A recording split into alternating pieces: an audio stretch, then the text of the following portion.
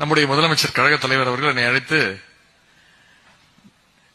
பொதுவாக தலைவர் அவர்கள் என்னை அழைத்து என்ன சொன்னாலும் நான் எதிர்த்து ஒரு கேள்வி கூட கேட்க மாட்டேன், எதுவுமே பேச மாட்டேன்.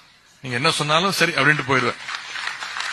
என்னை அழைத்து நவம்பர் 14 நீ ஒரு நிகழ்ச்சிக்கு செல்லணும், டெல்லி வரைக்கும் போகணும், காலைல போயிட்டு முடிந்தா நைட்டே வந்துரு அப்படின்னு சொன்னாங்க. நான் சொன்னேன் முடியாது. ஏன்னா அது காரணம் தெரியாது, எனக்கு தெரியும். ஏன்னா அவன் இப்படி சொல்ல மாட்டானே, எதிர்த்து பேச ஆரம்பிச்சானா, அப்படியே தொலைக்காட்சி பாக்குறானா, வேற யாராவது ஃபாலோ பண்றானா அப்படின்னு. நான் யாரையும் நீங்க கைத்தட்டி என்ன மாட்டி விட்டாதீங்க. பார்த்தாரு, முடியாது அப்படின்ன. என்ன முடியாது, என்ன வேற ஏதாவது நிகழ்ச்சி ஏதாவது கொடுத்துருக்கியா? ஆமா கொடுத்துருக்கிறேன்.